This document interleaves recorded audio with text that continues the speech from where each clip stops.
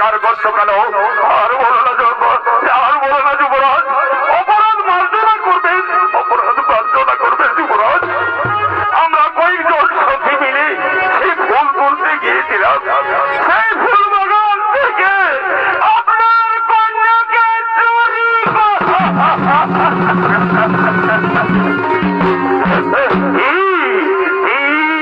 এত সাহস যে সূর্য বংশের কন্যাকে চোরের মতো চুরি করে নিয়ে গেল? না, হতে পারে না। আগত রাজপুত্রগণ সৌরাত পৃথিবীর মধ্যে তল্লা করে খুঁজে নিয়ে তাকে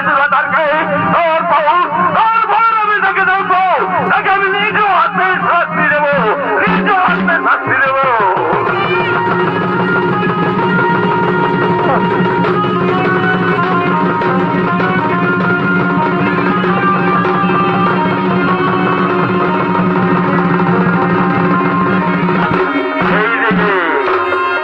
সেই লক্ষণকে চুরি করতে করতে নদীর কিনারায় নিয়ে আসে।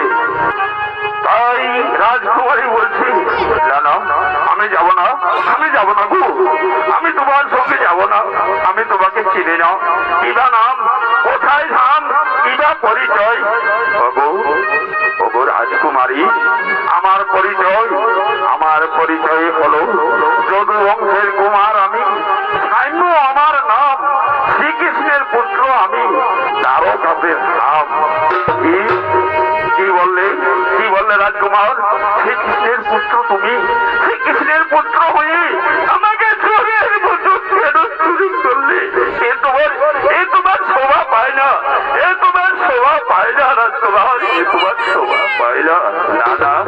না রাজকুমারী, ওভাবে বলো না।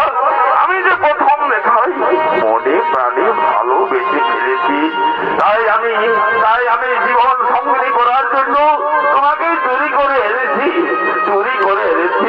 না, এ হতে পারে না। হ্যাঁ রাজকুমারী, নিশ্চয় হতে পারে। আমি জীবন সঙ্গী করতে চাই। এসো, ধরা দাও প্রিয়, ধরা দাও।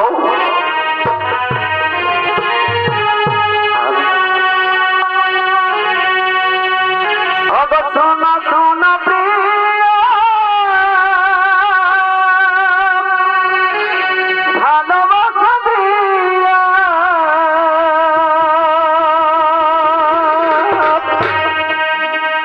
আনন্দ তোমার কাছে চেয়েছি।